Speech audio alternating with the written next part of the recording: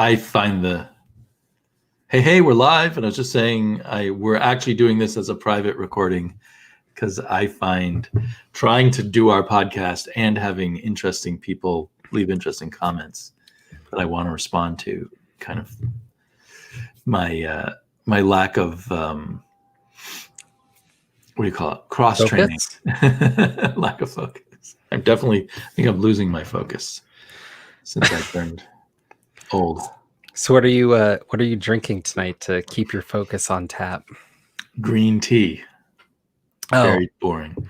Better than me. I'm drinking sake. That you will have more focus than I.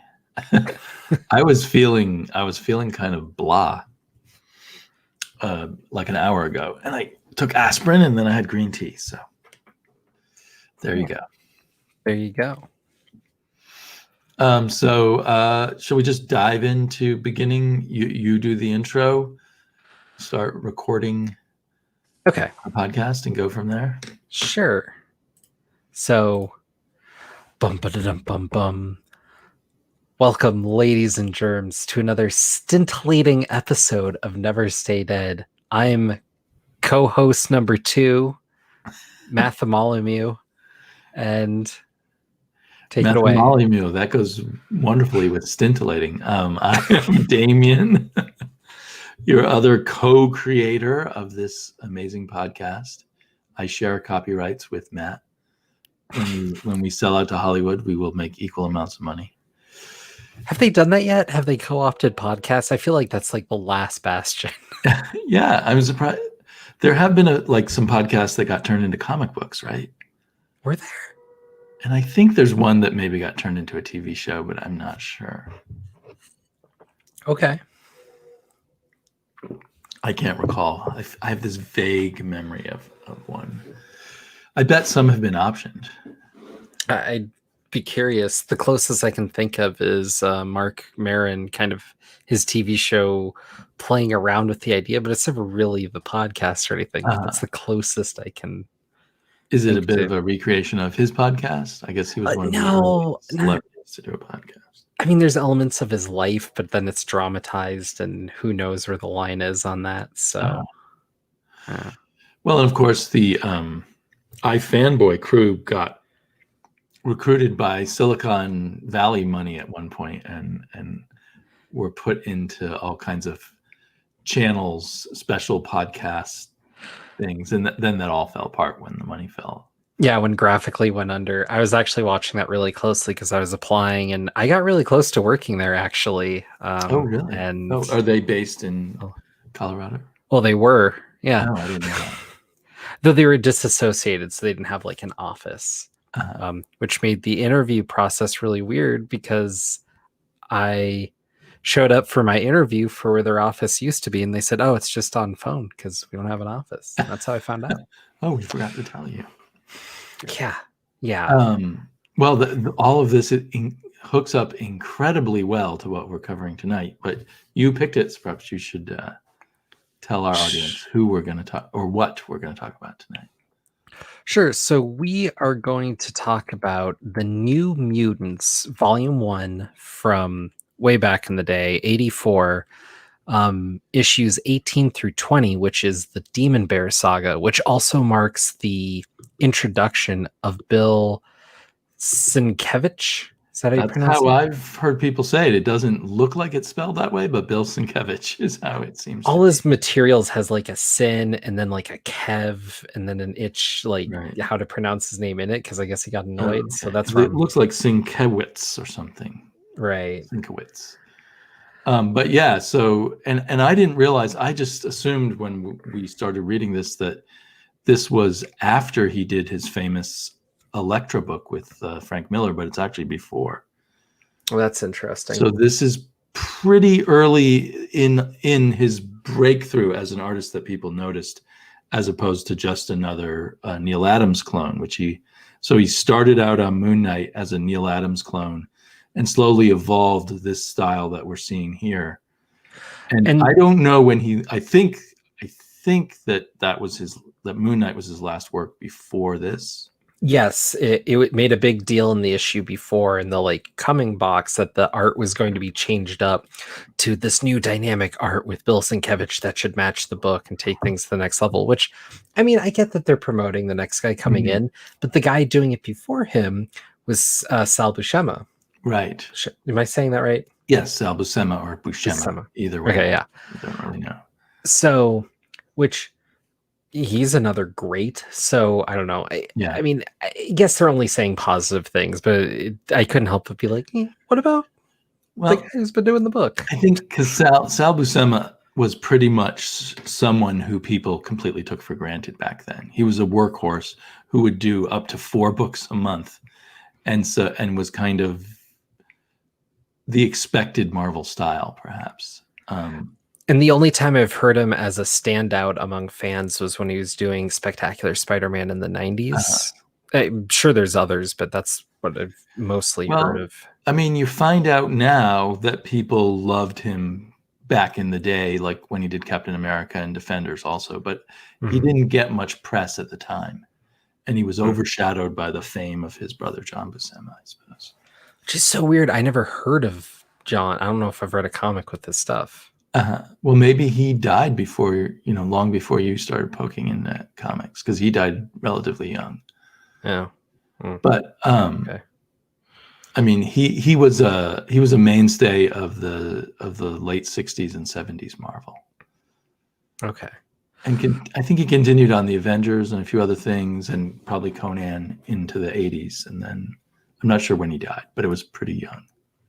Right. Like younger than I am now, I think. So on the other hand, it is kind of unfair, I suppose, to people like Sal Buscema. But on the other hand, this was pretty darn spectacular artwork. Right. And so I didn't even get a chance to say this is a Claremont. He does the first healthy chunk of the New Mutants as a spin-off book of the X-Men. So these 3 issues are written by Chris Claremont, and Bill Sienkiewicz is the artist, and Glennis Wein is the colorist, and Nikos Senti is the editor. I thought that was an interesting thing because I've heard Claremont say great things about, and Nocenti, I guess I'm mispronouncing her name too. Mm-hmm. I mean, a pretty impressive bunch. Yeah, and I mean, we open on this page where you can't really make out who it is, but they're under this quilt that like fades into being a bear's face. Right. It's very spooky. And I guess if you know these characters really well, you see her braided hair and you can guess that it's her name, Dawnstar? Yeah, Danny Moonstar, yeah. And what's her superhero name? It's either, because she has 2, but at this point it's only Mirage, I believe. Mirage. Okay. So this is what we were starting to talk about off air, but I couldn't keep track of what all the characters' names were and their superhero names and their regular names. Well, and I went back to read issue number 1 thinking that would give me a good intro. But in fact, issue number 1 is kind of like issue number 2, and there was a graphic novel beforehand that introduced all these characters. So issue 1 did not help me much and reminded me why I think I only read the first issue of this series back in 1984. And I'd argue that the first chunk of the New Mutants is kind of dry and something to push through. There's a lot of character introduction. There's a lot of building. There's some interesting elements, but it's not until the characters are kind of developed and can bounce off of each other that the book kind of comes together, which only really happens about an arc before this story. Because they spend most of the issues before this one in this long thing where they get brought away to this area where ancient Rome never moved on, basically. And they get the character Magma there, and they come back, and it's this whole to do. Right. And so Magma's in this issue, but she's still relatively fresh as a character.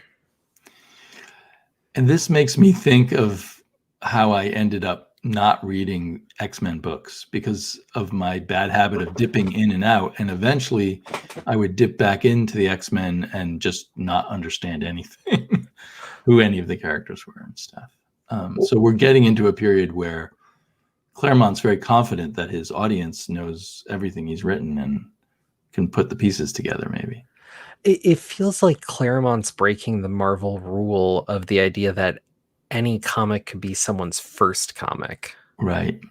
And he used to be very slavishly applying that in the earlier X-Men books that we read.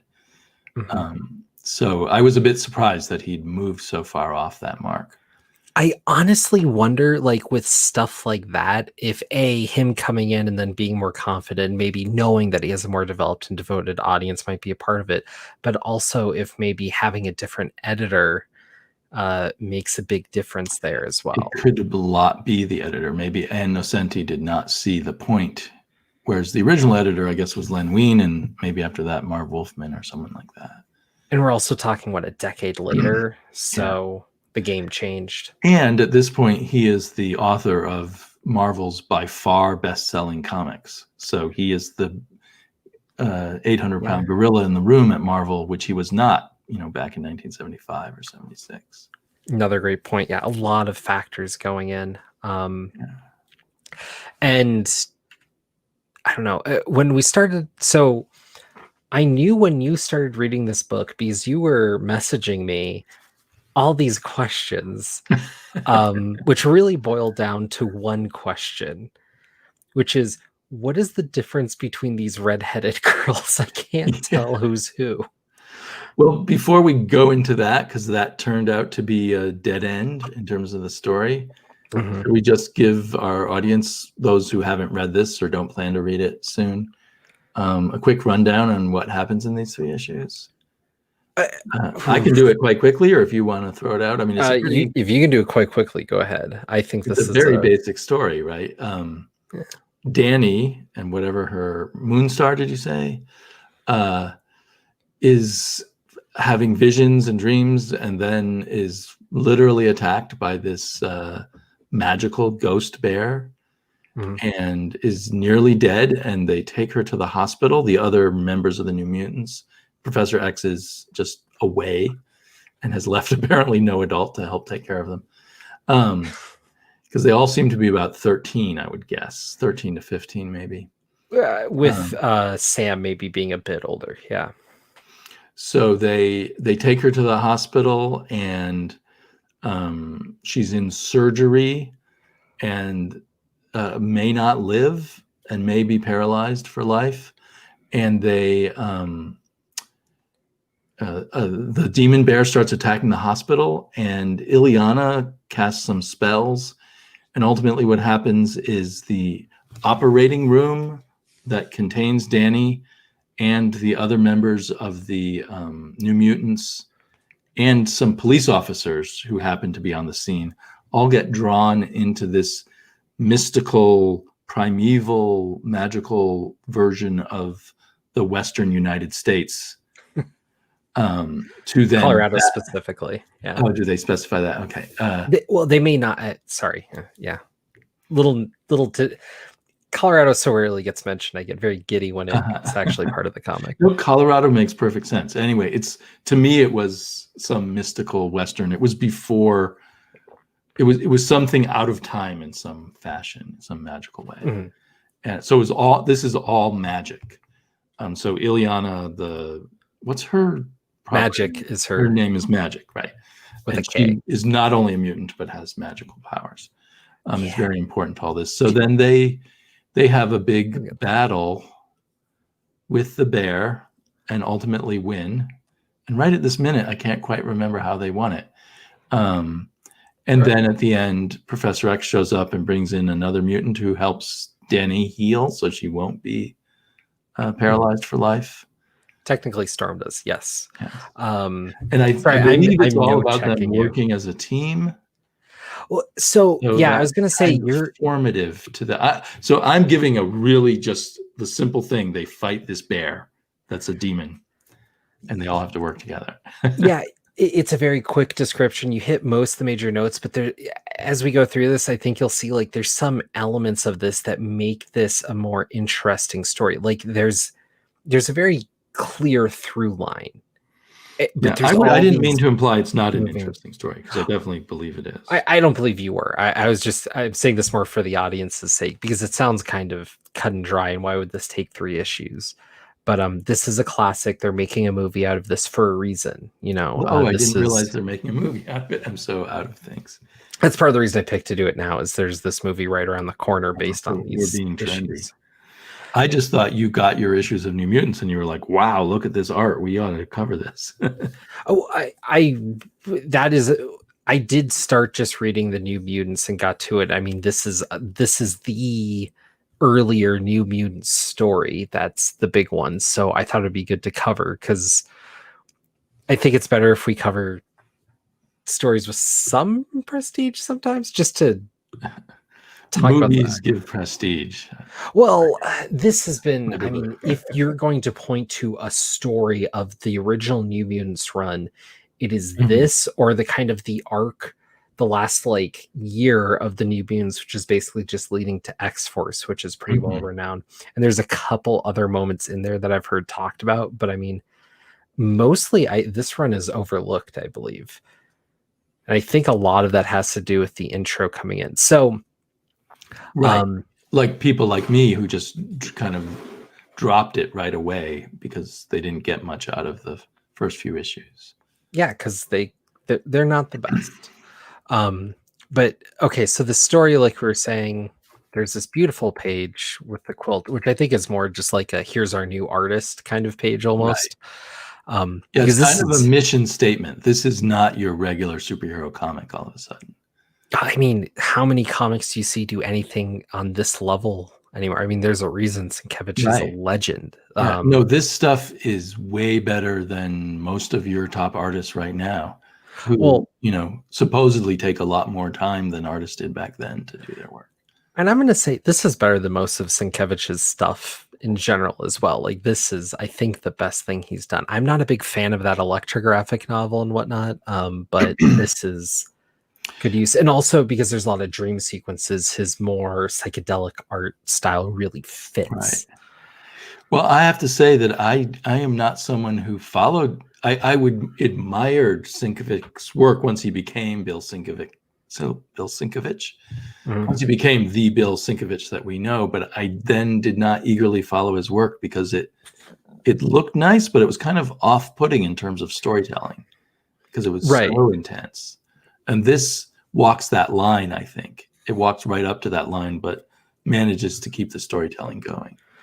I'd agree with that. And I mean, as we go through the story, it's going to be hard to keep pointing to the art necessarily, but just know the art does take this to the next level.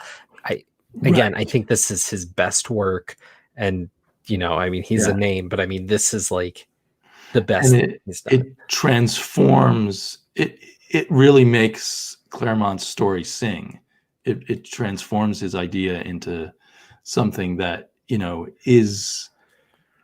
seems profound and mythical on a level that you don't normally get when you're trying to be mythical in a comic book. And I think a big part of that is it's mythical, but it's not trying to be epic. True. It's mythical, but it's very human. And Sienkiewicz can give us both of those things. And I think Claremont has a big point there. So we open on these first few pages with the mansion being destroyed. It's Rachel Phoenix, who we basically know it's her because she's talking about her mental powers doing this. And then Xavier gets blown away. Right. And this is the biggest misstep of these issues. Oh, I was going to say it opens on a thud, because how do you even make sense of this if you're coming in fresh? And this is the biggest problem with the New Mutants book, as far as I've read. And I've read a good chunk beyond this at this point. It is very much a B book to the X-Men, but it has its own cast and whatnot, but it's slave to certain events going on, because I believe Claremont was very worried about continuity. When was this character Rachel introduced into the regular X-Men? Like, was she in Days of Future Past? I don't even recall. No, she wasn't. She's post Days of Future Past, but she's before issue 200 because a very prominent issue of hers is 199. I remember, And but when I was haven't that read about that chunk of in X-Men yet. I relation to actually, this? yeah. So I don't know exactly when she comes in, but I mean, I don't think she's that well known of a character to readers yet that you would leave her unexplained, but she is unexplained. well, And worse than that, the older version of herself that's sort of time traveled between alternate timelines to our timeline has now short red hair that makes her look like the werewolf character. right. She looks identical to Rain the way it's drawn here. And so it's very confusing to readers of this book who I'm reading this book as just this book right now. And Rain is Wolfsbane.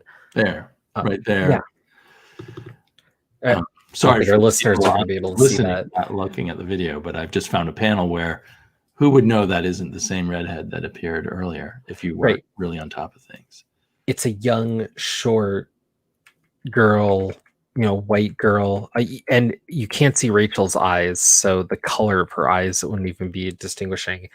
Technically, Rachel has hair that goes down like a bob, whereas Rain has more of just a flat top kind of deal. But it's such because of the panels and the lack of there's only 3 panels with Rachel that actually show her hair, maybe 4. Right. And then we go to Rain. It's such a detail to try and hone in on versus not. It's just confusing. And I mean, I guess we shouldn't spend too much time on it, but the other thing is we start by looking at this girl sleeping under the blanket, and then on the next page, we're looking at Professor X's mansion.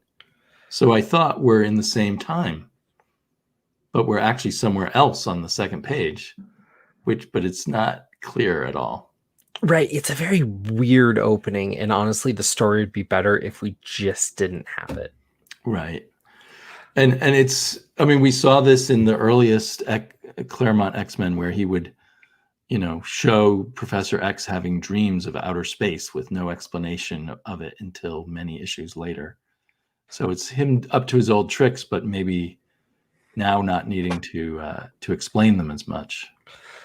Well, and also you're looking at this page right now that the top half is a double page spread, and then the bottom half is panels. But the top half is Professor Xavier getting shot to death, and then they just kind of move on from there. And it's you can't have a story that kills the principal character and just pretend it didn't happen. It's such a bad opening. Yeah, so we're here to tell you, if you do go and read this, ignore those 3 pages. Yeah. Don't let them get it, because then I was off balance for quite a while, wondering, well, is this what the X-Men are now like? What we're seeing with the New Mutants, is this where Professor X is dead? And so I did gather there was some time travel involved, so it was still confusing. Yeah, and so let me just do a quick rundown real quick, because it might help listeners who are less familiar or lapse memory or whatever. So the New Mutants are Sam, who's Cannonball, who's from the South. He's the blonde guy, then, the tallest of them. Yeah. And then we have Sunspot, Bobby, who's he's from, he looks the coolest. He's from Brazil, I think. He's from Brazil. He has this he's actually the coolest character and supposed to, I think, be one of the standouts. But he can basically Cannonball, when he's blasting, is invincible and can just throw himself at anything. Sunspot can transform, so he's basically all black. He can kind of throw energy bolts and is stronger for it. Rain. They mentioned that Sunspot is not invincible, so he's super powerful but not invincible. He has to be careful not to get hurt. Yeah, I liked that touch, because often it's just assumed all superheroes are invincible and can be hit with sledgehammers and not get hurt. Right. So Wolfsbane Rain is this super conservative girl from Scotland who can turn into a werewolf and also kind of put herself in this transitional state and stay there. which is a big part of a lot of the other issues. And the big thing about her is she's Moira's adopted daughter, basically. So she actually has a lot more ties to the General X community than other characters. And she's the redhead who confused me before. Right. And then we have Magma, who's this girl from Rome and who's essentially a girl out of time, learning, but she's supposed to be super smart. Which one is she? This no, she's not the Asian girl then. No. She's not on the cover of the first issue though. No, she's not introduced till later. Okay. Is she part of the group here in the Demon Bear Saga? She is, okay. Yes. And then the other one in the Demon Bear Saga is one of them is Magic Ileana, who's technically introduced into the book later. She's Colossus's sister, but she has this whole weird backstory that happened at this point in her own little mini series where she was taken to this realm called... That was drawn by John Buscema. So if you've read that, you've read some John Buscema. Oh, okay. There we go. Into Limbo. And there she's like tortured and aged up, and it's a very wonky tale, and she gets her powers there, which aren't ever fully defined, at least as far as I've read. But she gets like a magic sword, and she can do some teleportation and other weird things. And then the principal character of this arc is Danny Moonstar, who's Mirage, who can basically empathetically like read people and also like project things to them that they'll believe are real. In the New Mutants 1, I mean, it was a bit confusing to me because I hadn't read the graphic novel. In the New Mutants 1, Danny projects, what's the Asian girl's name again? She's Vietnamese, and she's been raped. And Danny projects her memories of being raped to the other people. And anyway, that was a pretty striking thing in what looks like a kid's comic because it's got these kids on the cover. Yeah. That character drops off pretty quick, it feels like. I can't remember her name, but... Is she in 18? Now I'm not sure. No. Anyway, that's the only time that I, in these few issues that I read, saw Danny use her powers. Right. Yeah, I don't know. It's just kind of important. I think going into these things, kind of know at least some names, some powers, some basic things, which was funny because you were kind of lost going in. And it's funny to me because every comic is someone's first comic, right? But so often when you or I walk into a comic, we know enough about whatever we're walking into to assume and know certain things. And here, I think we had a very interesting moment where you were trying to just walk into a run and read it, but you didn't have the familiarity to read it, which is something we rarely run into anymore. Yeah. And I was going to you, who's the redhead? Right. And I especially assumed that I would have picked up who the characters are from a comic book from 1983-84. I think I was lucky that I knew a good bit of Ileana's backstory, because otherwise I think that part would have confused the heck out of me too. Right. And so I think it's just a good reminder that, people who are fresher to comics or fresher to a certain chunk of comics, like nowadays there's Wikipedia. It's so much easier to access back issues or whatever, but it's still kind of, as much as we want to believe you can just kind of access stories or whatever, it takes a certain familiarity to even be able to do that. And it's a good reminder. And I think, another difference between when we were reading Chris Claremont in 1975-76 versus 1983-84 was the rise of the comic book store. And I don't know if they should have been doing this, but I think that the writers at this point were very aware of their comic book store audience, who were the more hardcore readers. And I think they were writing more for them at this point. And from this point onwards. Well, and especially in a book like this, right? Right, because they were the fan favorites. And it was right around this time, or maybe a few years earlier, that they started releasing some comics that only went to comic book stores. Marvel had a couple of those like that, like Kazar, I remember, was comic book store only, and a few others. I think Dazzler started out comic book store only, although I might be wrong about that. And again, probably you would not encounter the New Mutants graphic novel if you weren't a comic book store attendee, because the graphic novel is not going to show up at your drugstore. You couldn't even order that through the mail-in. Probably not, yeah, unless you were looking at some fanzine that would sell you used copies or something. Ah, okay, yeah. But not many people, except for comic book store type people, would have had the access to that either. No, that's great. I've never experienced that. But I mean, looking at the ads when going through these comics, it's like, send us 50 cents for a catalog for what to order. And I'm like, oh my God, what a mess that would be. What if they ran out of the you ordered, whatever, it takes so long for the catalog to come back to all that. Oh my God, I'm so glad I can order on the internet. You used to have to give alternate choices, which would be so painful. Like, you want to get these X-Men issues, but you have to put down some alternate choices just in case they don't have them by the time your request gets to them. And I remember something like that when I was doing a Marvel subscription. I was subscribed to Agent X, which was the Deadpool book at the time, and then that ended, and then they just switched me to Captain Marvel, and then I was in the middle of this arc I knew nothing about Captain Marvel. I'm like, what's going on? And why'd you pick that book? Why not? Right. Any I've experienced that with Marvel subscriptions. I was doing those for a while back in my early days on YouTube, actually, in attempts to save money. And then things would be canceled, and I would be sent off to some other random comic book.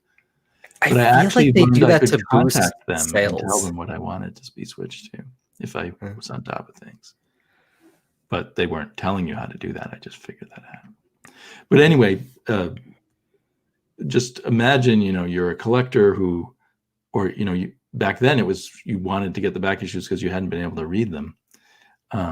So you want to read X-Men, whatever, 98 through 103, but you have to order those and then order a bunch of other comics just in case they don't have those. Anyway, so the people, there were two audiences at this point, I suppose: the people who got the newsstand comics and the people who discovered comic book stores. Right. But back to the story. Well, you introduced all the characters, and then the central character here is Danny, the American Indian character, right, who is being haunted by this demon bear who she believes killed her parents. Did it also kill her grandfather? Yes. Right. It's been coming for her. Right. And she can't tell anyone about it. I forget if it's just a matter of pride or it's mostly pride and kind of this, and you get a sense of this because building up to the scene we're looking at, she's training in the danger room and she's training against fighting this bear, and one of her teammates is basically like, I get you've been training so much lately and that's one thing, but why a bear? You gotta, like, what are you doing? A bear, which is so... That was a moment that really hit me because the whole idea of like the demon bear hit me as kind of kooky just hearing it out loud for the first time. But in that scene and knowing and having read to this point, the demon bear is brought up a few times before this. It's seated before the story. Oh, okay.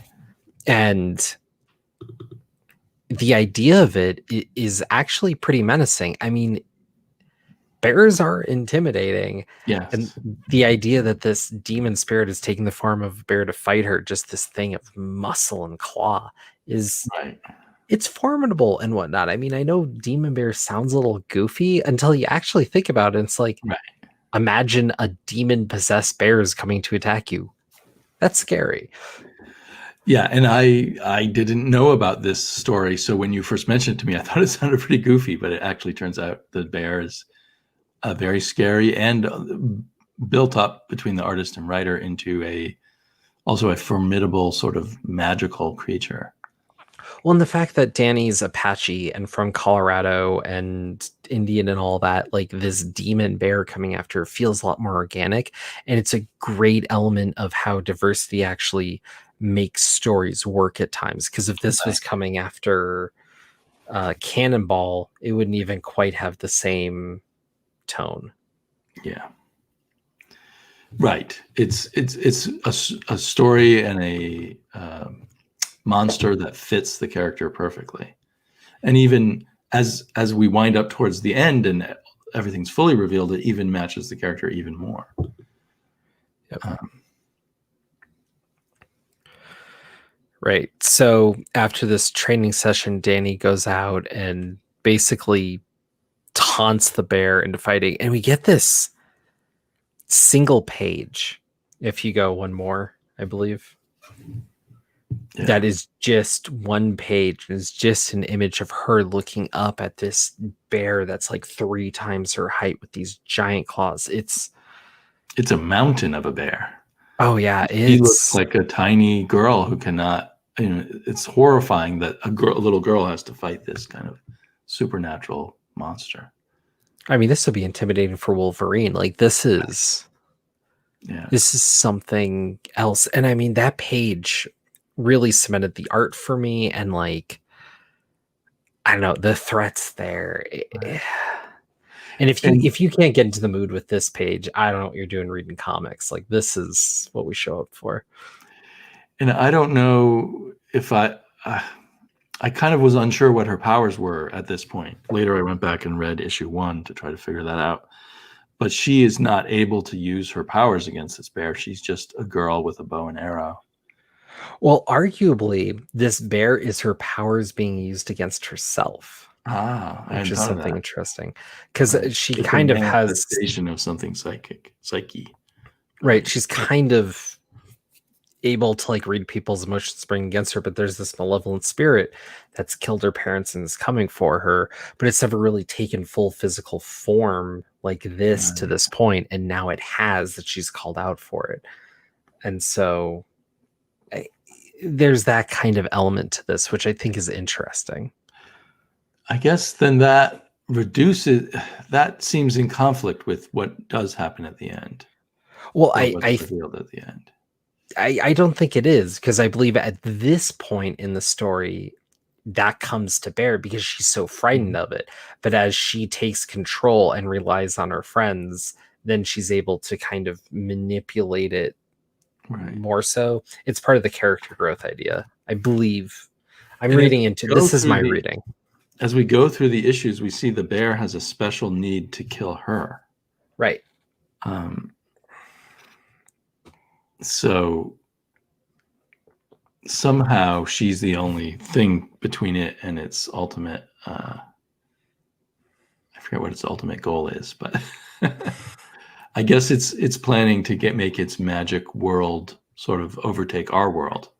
Right.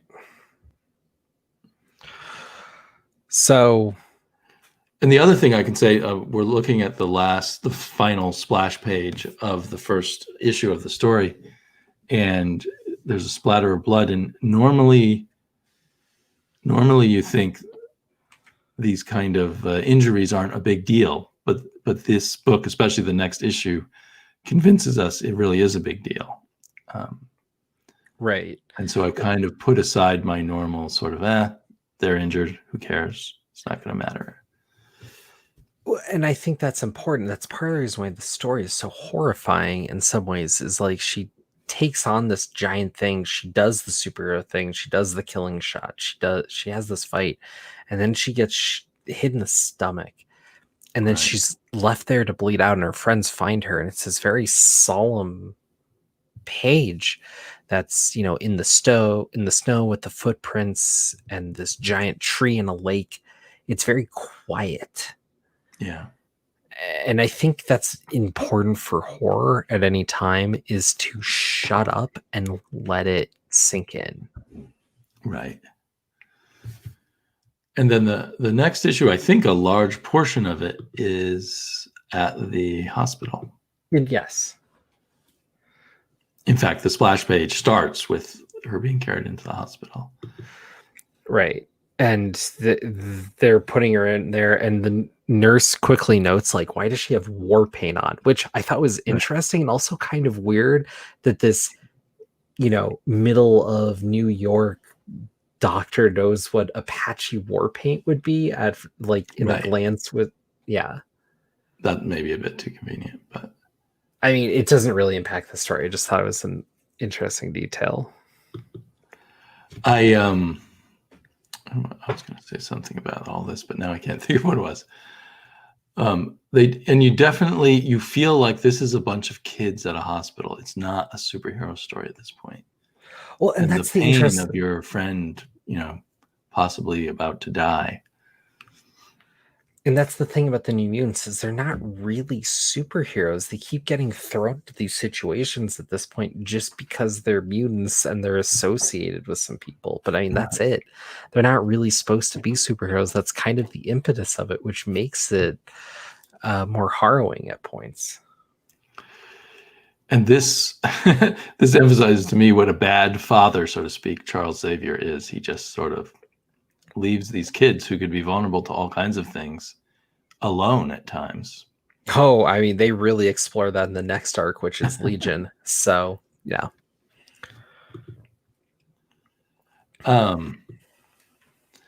So I don't know if I have a whole lot to say other than that this was, I again probably would have thought, if you told me most of the issue takes place while they wait around at the hospital, I would have thought, I'm not that interested. But it actually was riveting and, added to the horror.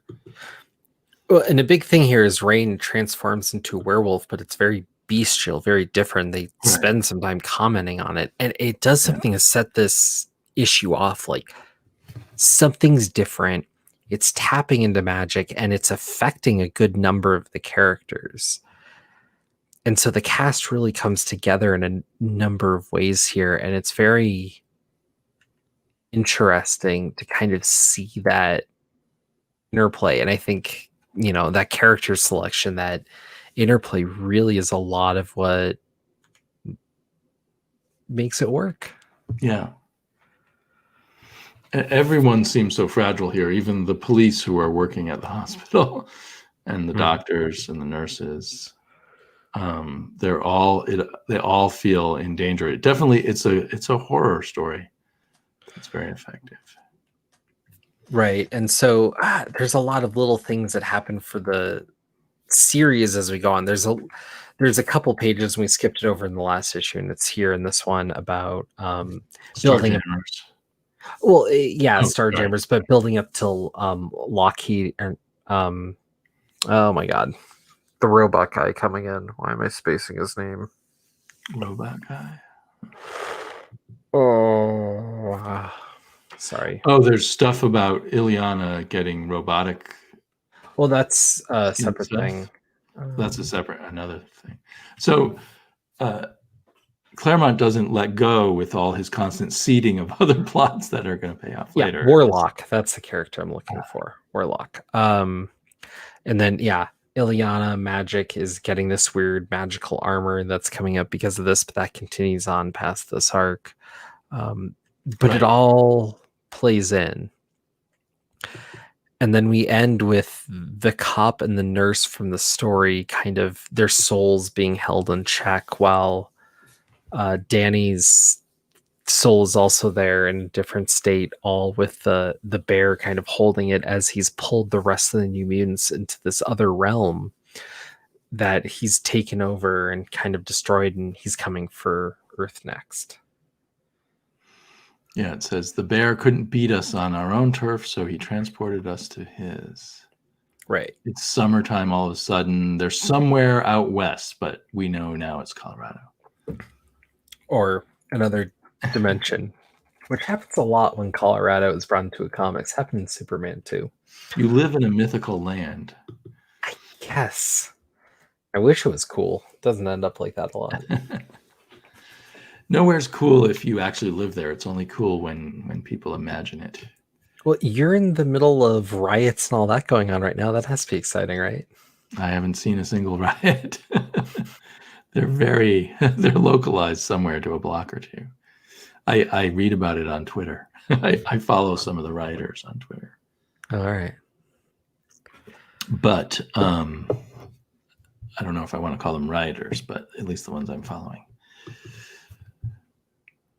But yeah, so now we again get to kind of an issue that, again, if you told me about it, oh, they're fighting on this abstract, mystical Colorado, I'd say, I've seen a million Marvel comics where the bad guy transports you to some other realm where you have to fight him. But this isn't at all like that. And it's quite horrific when when the bear takes over the souls of the nurse and the policeman and makes them into his own monsters. Well, it's an interesting inversion on a number of horror tropes, actually, because normally the reason why transporting to another realm doesn't read as much of anything is because the superheroes are going somewhere that they can knock stuff around and there's no real consequences, right? Like it's a place to have a brawl. Yes. Here, the New Mutants are being pulled from the hospital where their friend is that they want to be, but they don't want to be because they're incredibly uncomfortable. Right. And now they're in this dry, bright area, and this bear is looming large. Like this is where he wants to be, and they're just laid to bear. Like they can't hide behind any cloak or anything, and so this like daylight and place that's the inversion where they're supposed to be, that's dark, is not how horror normally operates. I think that's a big reason why this is so striking, is because it's so different from how these stories normally play out just visually. And the operating room has been magically transported here too, which adds to the suspense. If everything goes wrong here, Danny could die for good too. And they're trying to protect the dark in a way. Yeah. Yeah. So all of this, though, if it had been drawn by Sal Buscema or something, might have looked a lot like a lot of other Marvel stories. So especially once we get to this mystical realm, I really think to, change it into something special has a lot to do with the artist. Right. Not that I wouldn't have loved it if Sal Buscema did it, but it would have just resembled a lot of other stuff that had already been done. It would not be the same comic. It would have not sung. There's no doubt about it. Like the art sells this story in a way that we rarely see.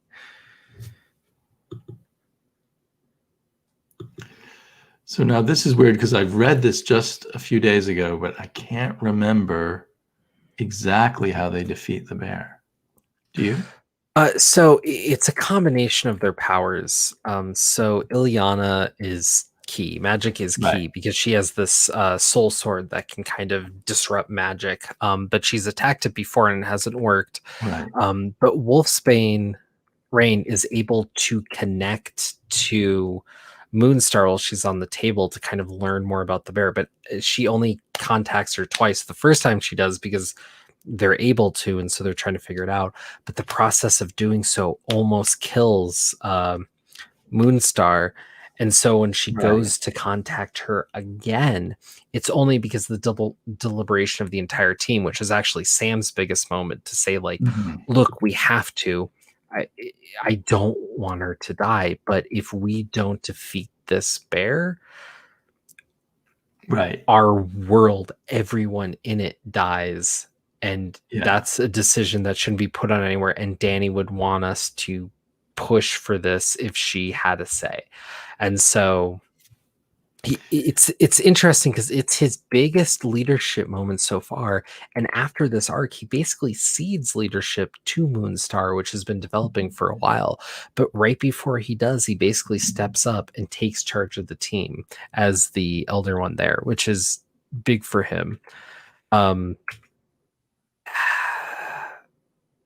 Magma's there. I don't know. She doesn't really do much.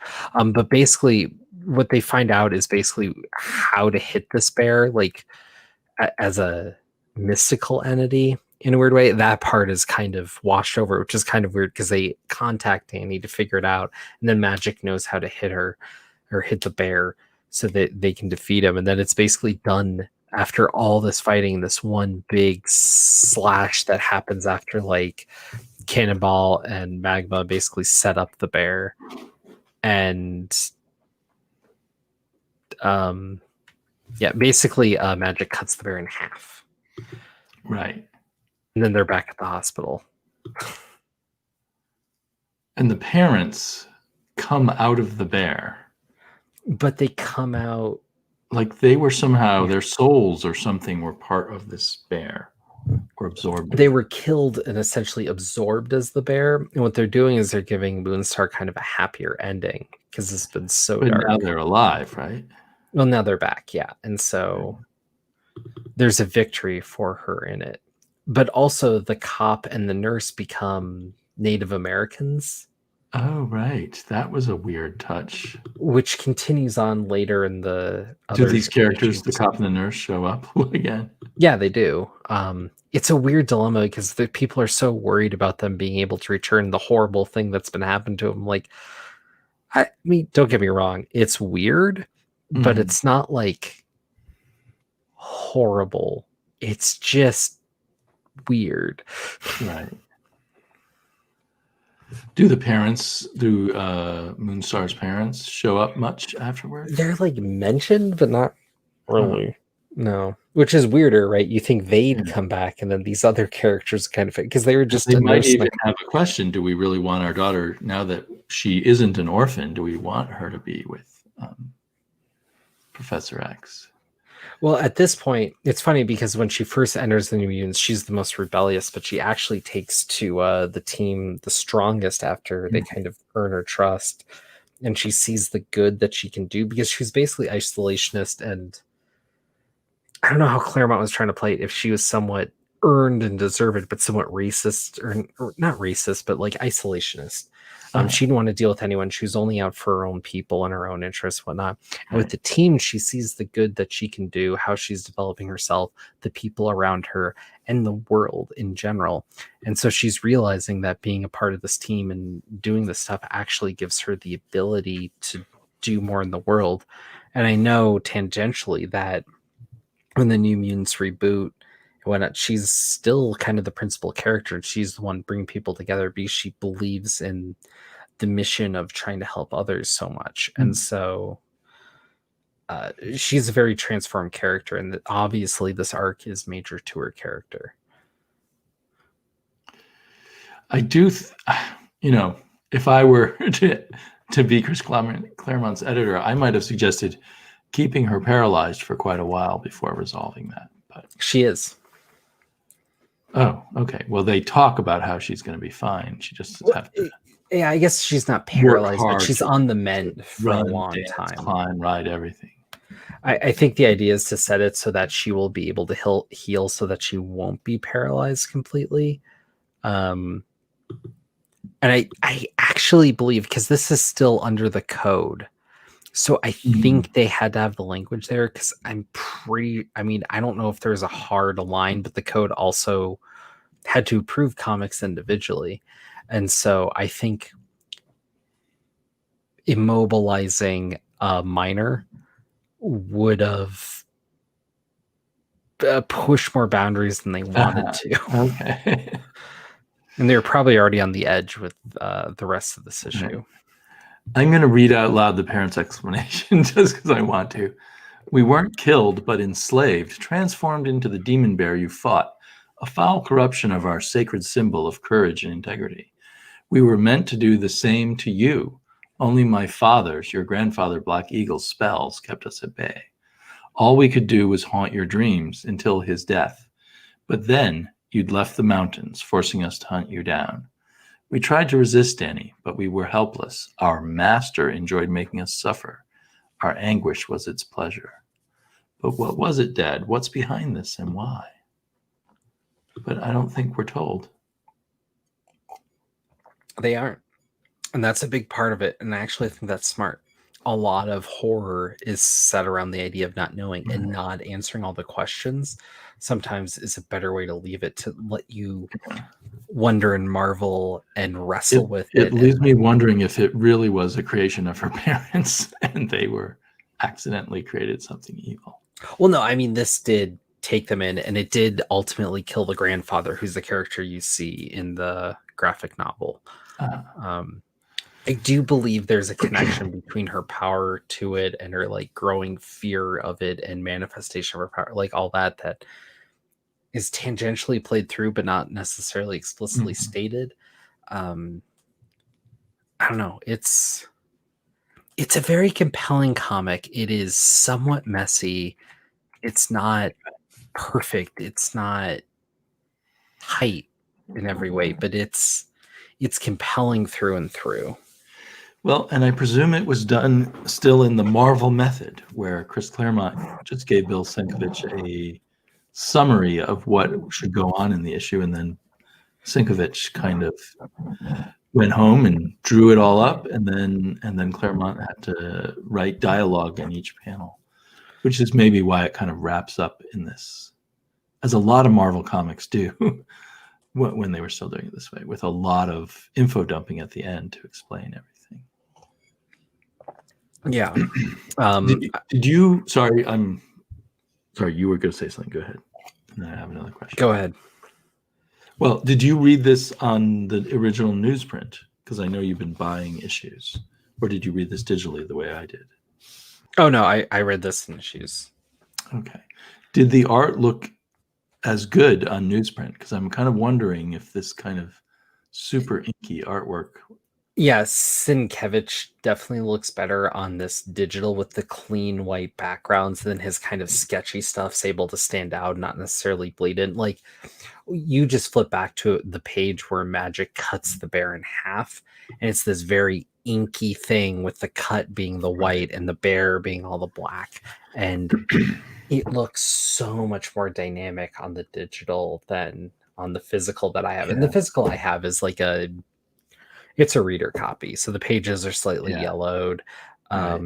Things have blurred maybe a little bit, especially with this being an older comic, and so it looks good, but it doesn't have the pop, the flair, and it is somewhat frustrating that I've now spent all this money on collecting. God, I'm like 3 issues away from having the entire run, but I'm doing all this, and then I see the digital, and I'm like, I could just read the digital and it's a little bit better. And that's so frustrating. Right. Well, it's better for an artist like this. Or, if it were reprinted on some deluxe version, it would be well worth getting. I think that's another thing that maybe at the time kept me from being as excited about Sienkiewicz as I should have been, because it didn't work quite as well on newsprint as it does. So when he did the Electro book, that was not on newsprint. That was on Baxter paper or whatever they used at the time for their deluxe work. True. But still, it must have been mind-blowing at the time. And I kind of regret that I wasn't following him into New Mutants when he came here. Well, but I mean, I remember collecting his... I remember watching his transformation on Moon Knight. But I mean, we're 20 issues in, and so you would have been roughly 2 years into the book. So I mean, you would have sat through a lot. I had read issue 1 and 2, perhaps, or maybe issue 1 and then issue 7, or something like that, and then given up. And don't get me wrong, I've had fun reading through this book. I think it's interesting, and I think it's compelling to see where some of these characters are, and knowing where they're going actually makes it more fun for me. Rain's actually my favorite character in here, but so much of that is informed by where she ends up in Peter David's X-Force.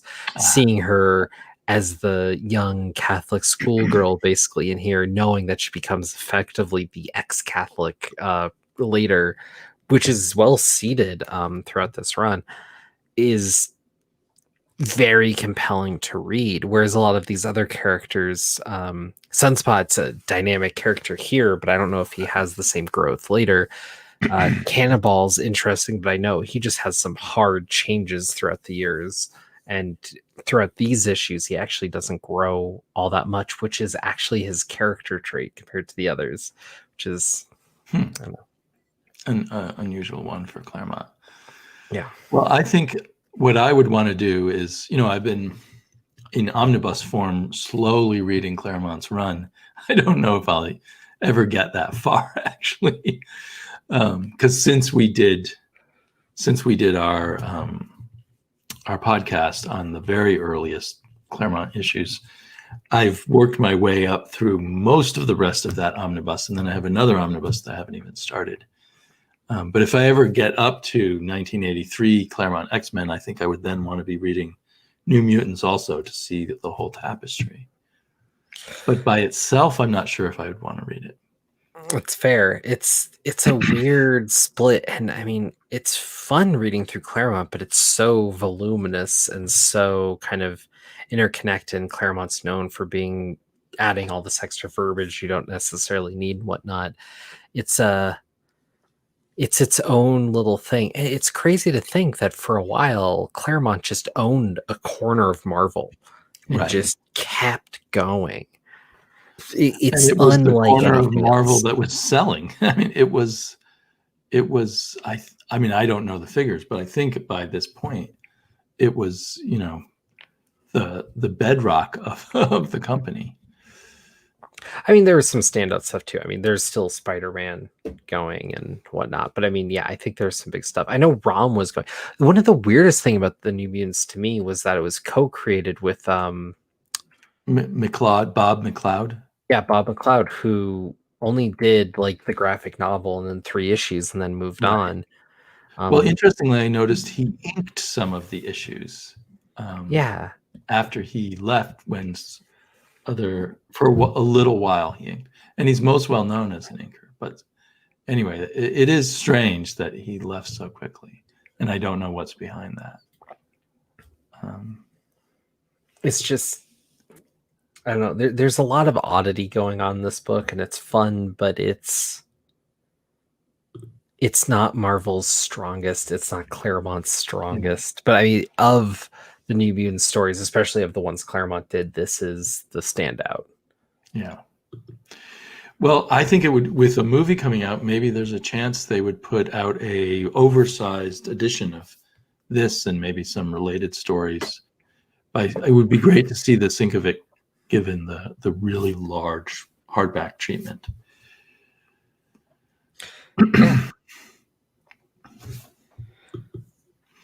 So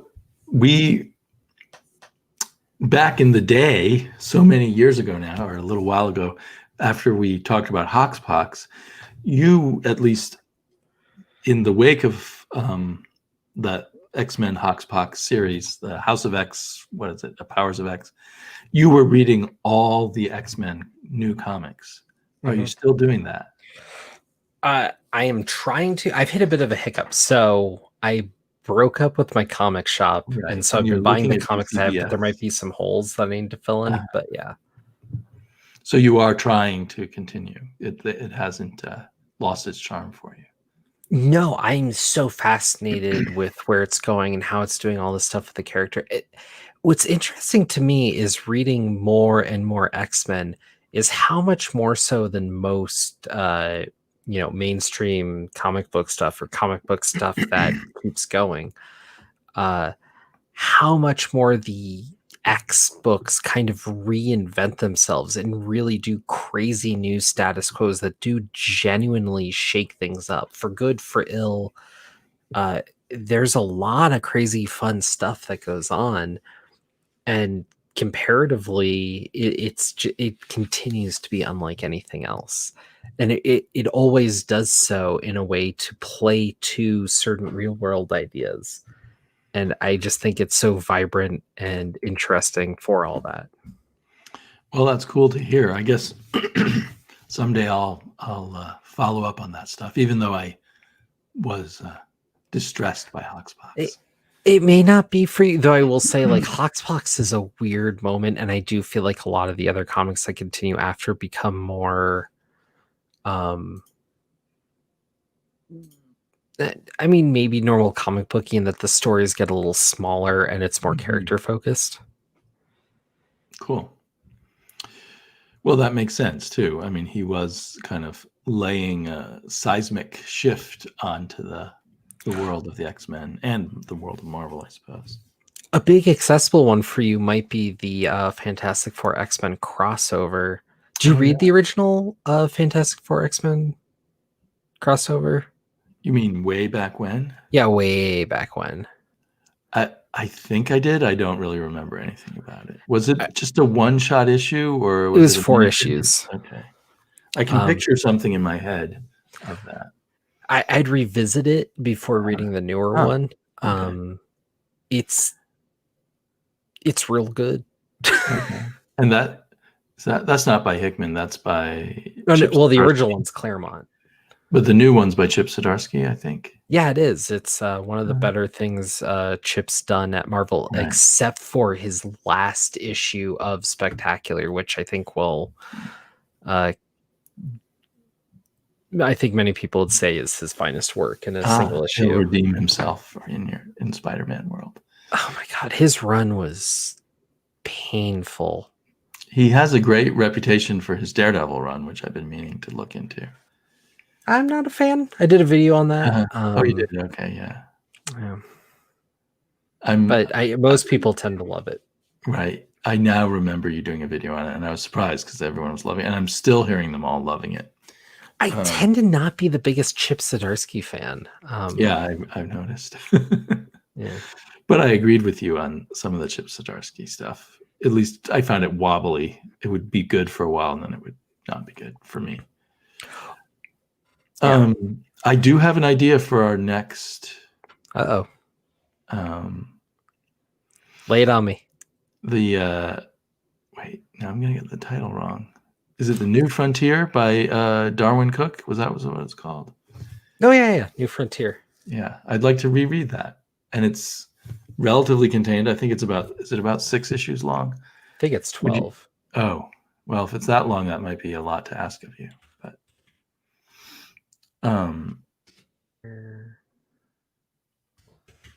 I'm just assuming you've read it once, but it's been quite a while since I've read it. I don't think I've ever. No, that's not true. I read it once, and then I've seen the animated one once. I remember it not being my favorite at the time, but I've been curious to revisit it. How many fragging issues is it? You like Darwin Cook's art? I don't have anything against it. Because I'm a big fan of it, so that of course helps. I mean, I'm trying to think of other things he's done, because maybe that would. This is not giving 6-issue miniseries. Yeah, I don't know. It might have been oversized 6 issues, so that might be why you were thinking 12. Because I remember it being split up into 2 trades, so that's why I was thinking 12. If it was 6, even if it was 6 slightly bigger issues, why would it be 2 trades? Although DC was keen on doing that. They made Hush 2 trades for no good reason. There were some extras, extra issues that they then put in with it, that weren't part of the main story. Amazon, I guess, is not the right place to look to get. Yeah, I had to dig around a little bit, but it looks like 6 issues. But I did buy this absolute version, and I haven't read it. $115. I'm not doing that. I paid less because I bought it through in-stock trades. Okay. So I probably paid like 45% off or something. Oh, it must not even be in print. It's out of print already. Wow. The only books There's I've other ways to get it been compelled to do the absolutes of are Sandman. There's something about the absolutes that feel very like a library thing that fits Sandman. But I remember they did like Absolute Transmetropolitan. Like, who doesn't want to read a bunch of beat up trades of Transmetropolitan? Like, that feels like how you should read it. True, it should be scruffy and. Yeah, or like Absolute Preacher. Come on, that's weird. That's weird. Yeah, I don't know. To me, even Absolute Hush is weird, but I agree. It's a trashy superhero story. Right. Don't get me wrong; it's fun, but who wants an absolute? I guess big Jim Lee art. But Jim Lee There's a lot of Jim Lee fans, so it's obviously going to be a popular item.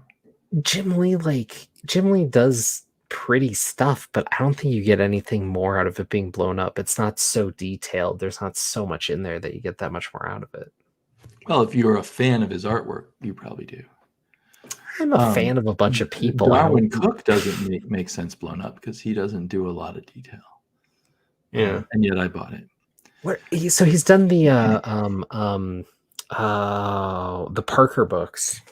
Yes, I'm trying to remember what else he's done. Well, I think New Frontier is what made his name in the comic book field, and before that, he was in animation. Is that right? Didn't he do like Catwoman for a while? He's done a Catwoman series. He did one of DC's Will Eisner's Spirit series, which I would like to reread at some point, because I wasn't quite so familiar with who Darwin Cook was when I read that Spirit series, I think. Yeah, Catwoman, New Frontier. Oh, he's in Solo, which is a book I've been meaning to get to. Right. But he's not someone with a large body of work. Yeah. But do you have access to a copy? Yeah, I'll figure it out. Okay. Yeah. I mean, that's something I can easily. You know what? I have it. I have extra copies. I could mail you one if you want to read it physically. There's another question I wanted to ask you, which might be of interest to our listeners / viewers. I used to feel like, I don't know if it was, I think it was around the time we started this podcast, it seemed you were switching over from single issues to mostly collecting trades. And now in my conversations with you, I just bought 200 more single issues. You know, my trade philosophical shift buying runs basically. Well, so okay, so not everything is in trades, maybe. Well, so what's interesting for me, I guess, in that respect, is that the way I collect is also kind of how I'm talking about comics at the time. So for years, especially when I was doing more Wednesday Serial and talking to other people, I was very focused. Like, don't get me wrong, I've always loved superhero comics. I've always been in it, but I kind of had this thing where, like, I need to be reading other stuff. I need to be looking at this, looking at that. And then with the pandemic and everything, and not talking to anyone except for like you and a handful of other people. Your co-host Kane, I assume. Yeah, I mean, he's one of them, my wife, my boss, and like 3 other people. All right, I forget your wife likes comics, so. Well, I mean, in general, I'm just talking to people at all. I see. Yes. But especially comic people, like, I'm like, well, no one's judging me for what I'm reading, nothing new's coming out. And I've always kind of thought, like, I can't own all Spider-Man comics. I can't own all X-Men comics. And when the pandemic hit and I wasn't buying anything new, it's like, well, I don't. My wife did something with eBay, which she's been selling Pokemon cards on eBay and whatnot. And so I started poking around on eBay a little bit. And it started with, I can buy all of Spider-Girl for, $100 dollars, but it's more than 100 issues. Okay. And so then I got $1 an issue right there. Yeah, or cheaper. And then I got Web of Spider-Man. And then I started just going down. And then, like, I plinked at Amazing and I plinked at Uncanny for a while.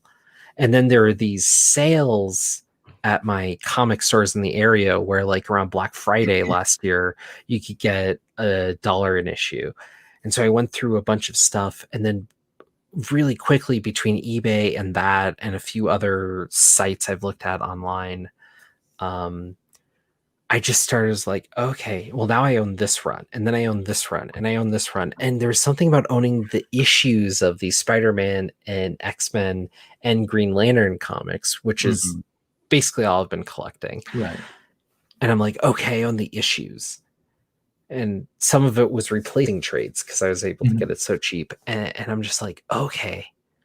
And then I ended up at a point a few months ago, I'm like, I own, like, in the 90th percentile of every Spider-Man comic ever published. I own in a lower, but like still 90th percentile of every X book ever published. I own most Green Lantern books, but I own basically every Green Lantern book except for some specials after a certain year. Are you enjoying reading them in the single it is format? so satisfying to like go through it. Like I went through the, oh god, I think it's volume 3, the Kyle Rayner run, where he's introduced in issue 50 of Green Lantern, and I read through every issue, and even the issues that weren't great, you know, I was able to go through more quickly. And some issues you skim, some issues you read more in depth, some you stare on the art, but like letting myself just read and enjoy that stuff and go through and do that and start plinking around and just being like, I own it. And I've spent way too much money on comics recently, but I mean, I feel like that was a this year thing now, because now my main. Well, you can't go out to dinner anymore or waste money at the movies, or, well, you couldn't do some of those things anyway. Well, that was the big thing about it, was like part of it was the fun of it, but part of it too, I think, was this weird psychological, like taking some control or just like having something to focus on that was fun in the middle of all this nightmare we've been living through. And so, yeah, it was not the best financial decision, but at the end of the day, like, I own all these comics that at some level I want, and even if they're not great comics, I own pretty much every Spider-Man comic. Like, that's really cool to me. There's something exciting about owning a run of things for some reason. Yeah. But, you know, back, like, I can't remember now what year it was, but when you first came out here to go to the con with me, the Rose Con, you were all about hunting down trades on the con floor, while, you know, most, or at least my perception is, most people were hunting individual issues. So I wondered if something had changed in what you enjoy. The price point. Like, that's what I'm realizing, is like, as much as I've danced around stuff, like the fact that, I was getting comics at in some cases like $2 per, or like $1 per or less, like in bulk. Like, and when you're spending money and you're like, okay, well, I'm going to spend $200, which is a lot on comics, but it's like, I now own Spectacular Spider-Man Volume 1, like $200, but you're getting 200 comics. Like, that's right. And in trades, that would be far more than $200. Well, yeah. And I mean, don't get me wrong, there's something really cool about the trades. In some ways, I'm realizing like there's some minis or some other things I still have in trades, and I don't want to replace them or deal with it because it would cost too much, or it's a pain in the butt, or it's like, do I really want to collect something when I have the trade sitting right there? Trades are still like such a great way to go through comics. They're clean, they're printed on better paper. There's a lot to it, but especially for like being able to pull them off the shelf. I think that's, I mean, I love collecting single issues, but I do realize, oh, it's really nice to reach over and say, here's my volume of New Frontier, and not have to go dig through my boxes for it. But like when I'm reading old Claremont X-Men, I really like having the issues. There's something to the issue to issue. But when I'm looking that's the way they were meant to be read. So yeah, it makes sense. Right. But when I'm reading some newer stuff, I'm kind of like, maybe the trade would be better, right? Like, don't you feel that with some newer comics? Like, it's kind of written for the trade anyways. So it just feels more. Well, I don't like to call it a comic book review show, but I do my weekly, some weeks I do my weekly countdown of the new books.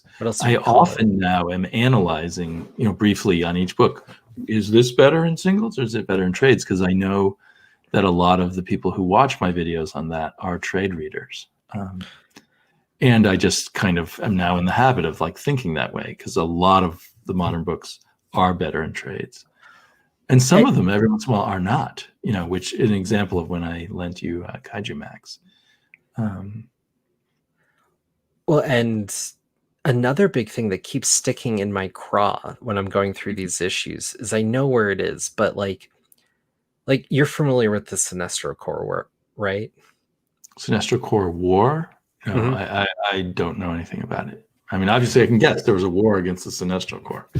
Yeah, and it was the introduction of the Sinestro Corps, really. I mean, there was some seeds, but like that was the big to-do. And that was And that was a couple years into Jeff John's initial Green Lantern run. It was the moment that it went from like being like this up and coming book to like the thing at DC at the time. And in those issues, there's a few issues in particular where the battles were actually so bloody or whatever that when they went to trade, they actually edited it down. And so there's differences between the issues and the trades. There's something really cool about the issues, having the letters to look through, having that original stuff so that you're getting that.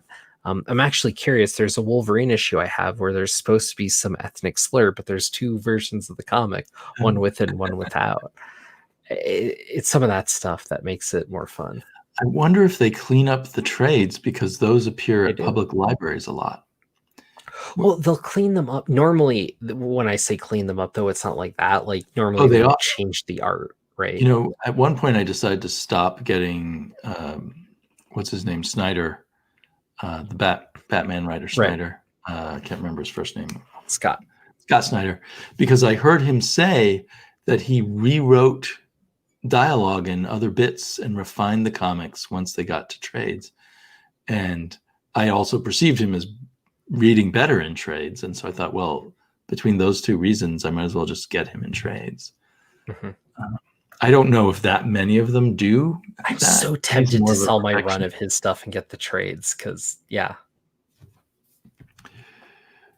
But the comic book store marketplace is now the most adult place for comics, and trades go out more to a more broader general audience, and a lot of the money I think that's made is selling to libraries. I mean, certainly my library seems to get every single major collection that comes out from any major publisher. That's because you're in Portland. Yeah, but I think it's a big thing around the country. A lot of people get their comics from the library now. I think a lot of libraries get a lot of comics, and a lot of them have different systems. So if you plan ahead, you can get trades from other libraries or whatever, and all that. Yeah, I mean the comics are really popular, so I can't walk into the library and find what I want. I have to go to their website and put books on hold and wait months for them to show up. Great. Uh-huh. So yeah. So some people think their libraries don't have as much because they just look physically. Well, and some library systems may not have as much, but I think a lot of people, the looking physically is actually closer to the reality. You forget you live in comic Mecca, and that affects how things go down there. There might be checking out for reference, like you live. Oh, the pros might be. Maybe, but no, I just think there's a lot of people reading comics in collected editions more than actually are buying them, and I think they're a mainstay of the library. Oh, definitely. But yeah, I mean, I know there are people who definitely read a lot of comics in my area, but I can't imagine it's at the volume that you're seeing. Well, because the libraries around here don't get the level of comics that you get. Okay, well, maybe I'm wrong then. I just thought that might be an influence on what they put in the trades when they think of what librarians will say. Okay, we're not going there. Is that? Well, I mean, I wonder now because most librarians I know are pretty chill about that sort of thing. But it's not their personal taste. It's the professional decision of their audience, of their community. I mean, what are they shown that's on the Bible, right? Okay. Well, then I don't know why they tamed down the Sinestro War. That was just my best guess. Well, I mean, that's a rare instance, right? But there are a lot of instances, more what you're talking about, like with Scott Snyder or in Punk Rock Jesus, which we talked about before. Right, he added pages, which just pissed me off because I supported that book in individual issues. Yeah, like he added, that was unprecedented. But I mean, there's a lot of like, usually what it is in the difference between issues and trades, your average change is going to be editors or someone goes through and realizes mistakes they missed or some slight verbiage or whatever, so they'll clean it up a little bit, and maybe some color adjustments that happen. But I mean, that happens with the transition between issues and trades, just because it's slightly different material.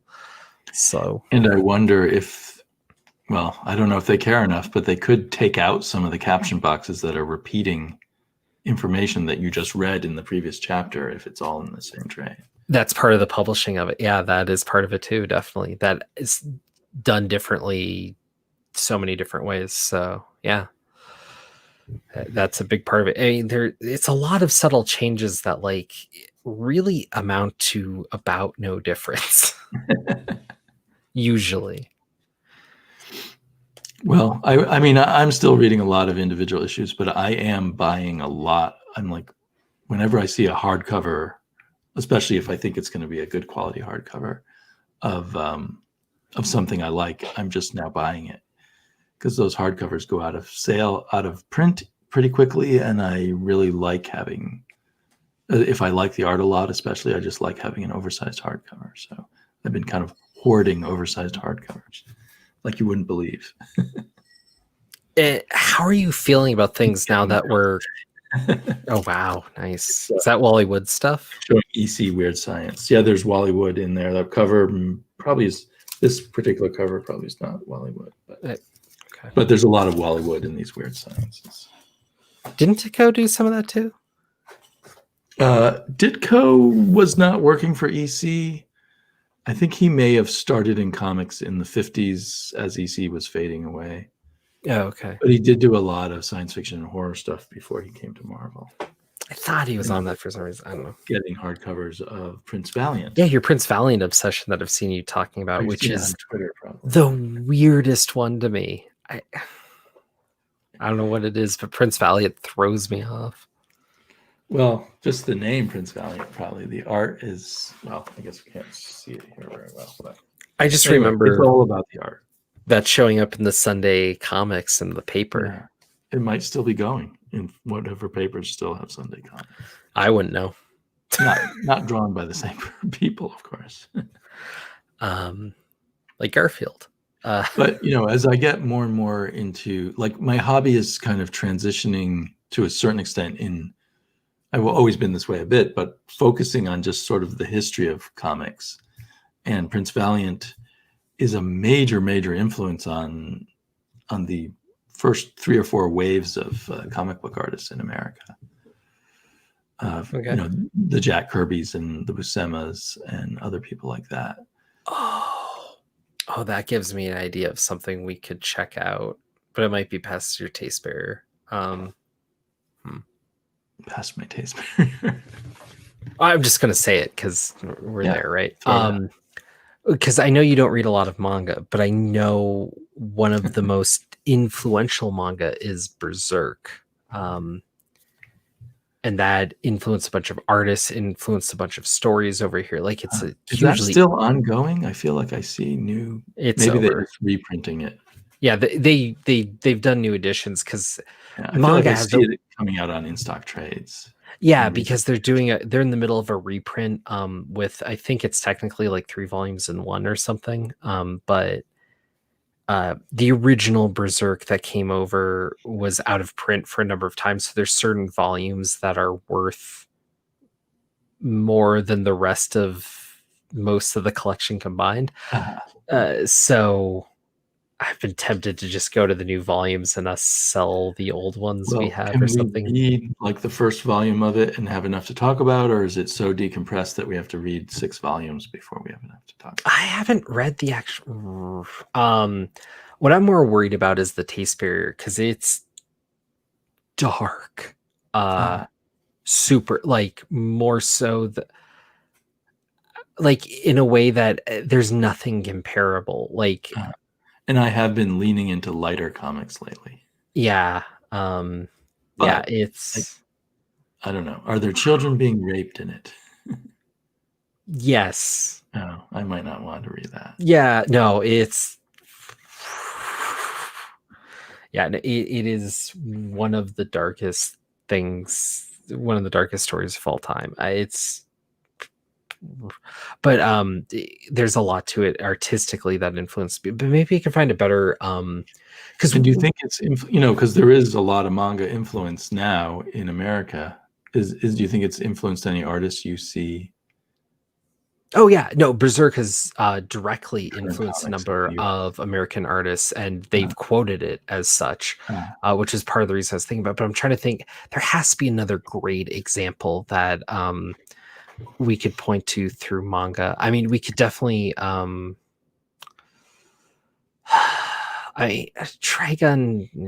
I don't know if that would work. Oh, but we could do like Dragon Ball volume or something like that's definitely influenced people, or One Piece, because those are definitely hugely influential pieces even to American comics. In my sort of random attempts at reading manga, I rarely get through a whole volume, even if I'm kind of enjoying it. Like, I mean, I haven't chosen the right things to read probably, but like I read half of the first volume of One Punch Man. I thought, oh, this is pretty cool art. I would think One Punch Man would be kind of up your alley. My Hero Academia. I think I may have read some My Hero Academia out loud with my daughter or something. The one manga anime story that I think you would dig, it's dark at points, but much more so to the level of like the stuff we normally fare through, would be Full Metal Alchemist. I don't think I've tried that. Yeah, it's a little bit of an origin story to start, and then it gets fun. And actually, I think it doesn't start with the origin story. I think that's actually technically the second arc in the story, because they knew they wanted to do something punchier to start. So, but so the reason, well, there's a couple of reasons why I never seem to get through manga is, I find even when the art looks nice, I find it's not clear storytelling to me. Obviously it is. It's a different visual language. Yeah. And it's a different visual language. And I sometimes really wish, I know it's shallow, but I really wish for some color to help me sort through the pictures better. Oh, there are some manga that have been fully colored in some editions. I'll look into that. I'll think on that, because that might help. Like I know for a fact, like I do appreciate the color for a number of reasons, and I wish Trigun was colored. I know I love Akira colored 10 times more. Yeah, part of that is because Stephen Olaf did some of the best coloring I've ever seen.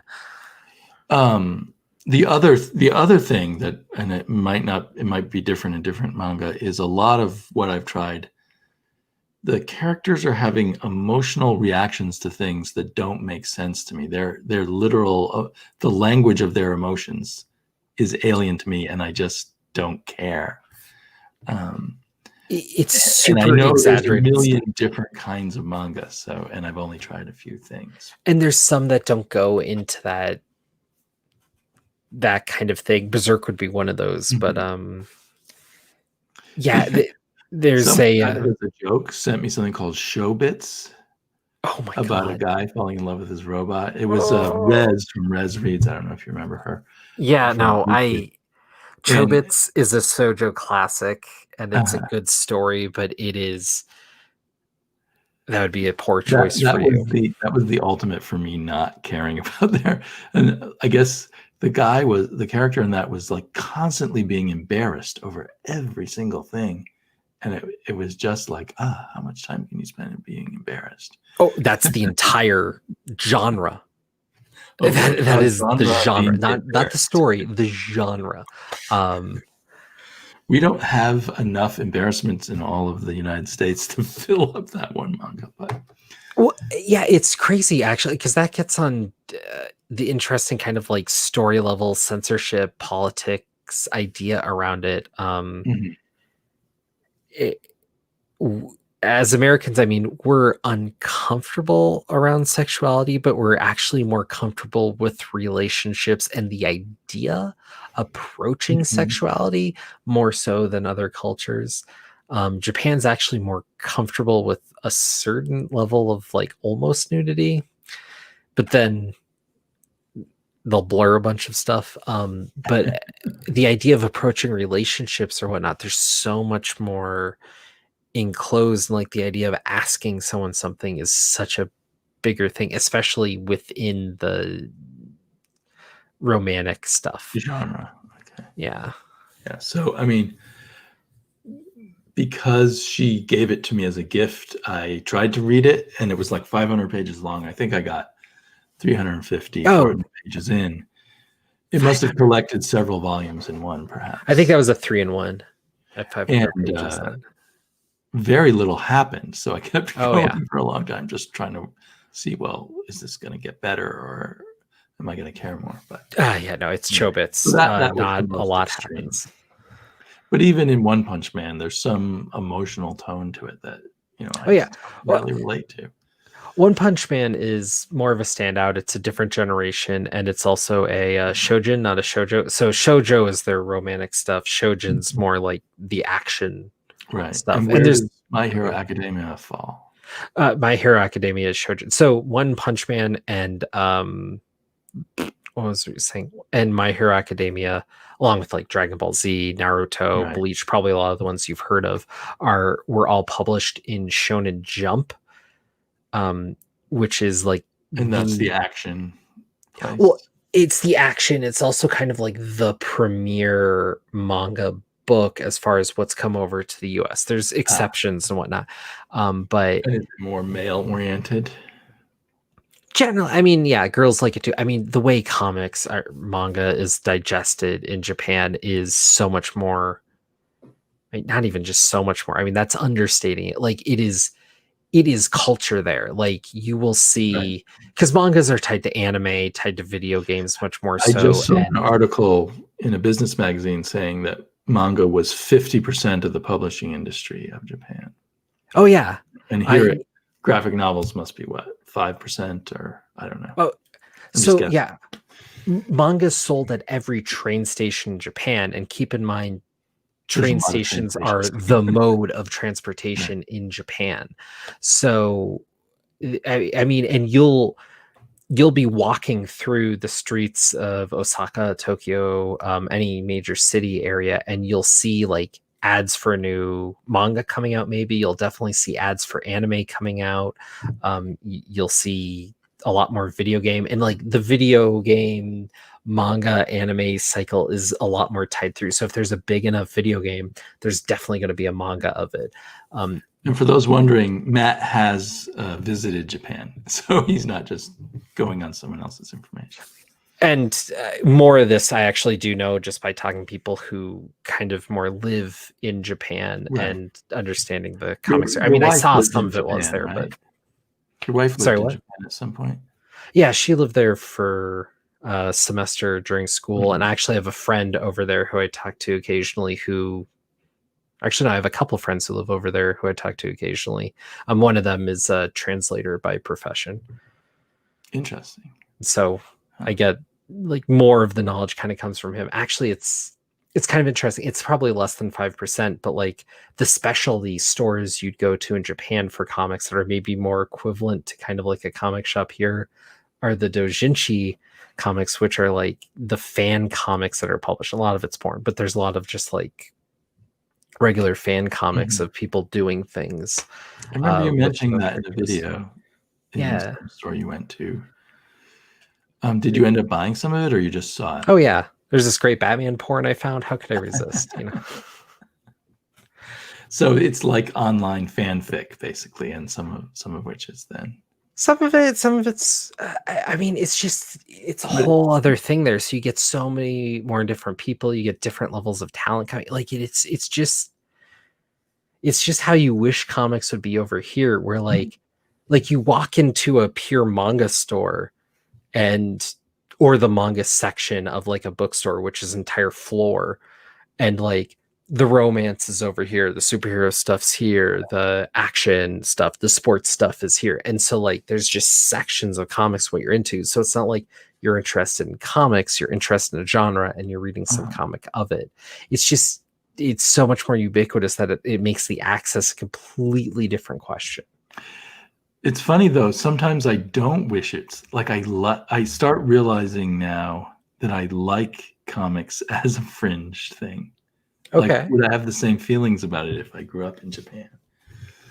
Oh, you wouldn't. Or maybe just I am shaped by the fact that it has been a fringe thing my entire life. And, my discovery of the first comic book store was like discovering a secret world. I think a metaphor that I shouldn't push too far, but maybe like a gay person suddenly discovering there's other gay people, or going to a gay disco, and it's a whole different world hidden away from the rest of the world. Oh no, I mean, I know what you're saying. I get why people might take issue, but I mean, I get what you're talking about. Like, it's this subculture, and so like when you meet or talk to other people who like comics, there's kind of an instant bond, whether you really like them or not. Like, you can relate to them on a level, because just because you're in and continuing with comics, especially once you pass that 30 threshold, where a lot of people give it up because they got to grow up or whatever. Right. Yeah. To meet people, I started the YouTube thing at age 50. So it was quite a shock after all that time to talk to so many people about comics. Oh yeah. And you were suffering me when I was in my 20s. So, you had to be hungry to talk to someone. So desperate I even talked to you. Right. Yeah. But yeah. And then I have, gay friends who are my age who have mentioned to me that their gay community has died because being gay became much more acceptable during our lifetime, and you don't have to go to these hidden clubs anymore. And when you go, most of them have now gone away, and when those few that are left are just a bunch of old men, because all the younger men, in this case gay men, because those are the people I'm talking about with this, are off with their straight friends at clubs that accept everybody. Right. But if you go back, to 1983 or something, it's a very different world. And so they grew up with that, and that was like their special culture that they had. Yeah. And in a weird way, not nearly as deep or personal as that. Some of my fun of comics is its non-ubiquity, its secretness. Well, and I to kind of cut back on what you said, I wouldn't even say it's less personal. I mean, it's somewhere you're going at least every week, right? I mean, it's a huge part of what you do in your life, and so it's not necessarily part of your sexuality or whatever. But right, and you relate. I mean, gay people who couldn't find other gay people were very unhappy people. I can be a happy person without finding. I was a happy person for most of my life without finding other comic book people. Yeah, it's not a perfect analogy, but I mean, it is. There is something there. Yeah. So to grow up in Japan, I mean, I probably would still, because I'm just a visual / verbal person, like to have those two things combined is the best thing for me. But I definitely would have a different set of feelings about it. Less excitement of discovery. Oh yeah. And even at the level of, on the surface level, American comics are limited to superhero comics, and you really have to dig deeper. I had these exciting moments of discovery in my 20s when I discovered underground comics, or when I was 15 and I discovered Will Eisner's The Spirit. So it's like discovering things as an archaeologist versus someone going to the mall. It has that extra level of excitement of discovery, of hunting. Well, and I mean, when I've been coming up, I mean, at least through my 20s and up, like thanks to Image and a couple others, like the idea of like crime comics or horror comics or sci-fi comics is pretty accessible. So it's a little wider than just superhero, but I mean, I'm mostly superhero. So, but it's nice to know that there's at least a little more breadth. Right. Though, reading through a lot of these earlier Marvel comics, I kind of realized like that was actually just lost to Marvel. Like Marvel used to have at least like a romance comic, or definitely a couple horror comics, a sci-fi thing going on.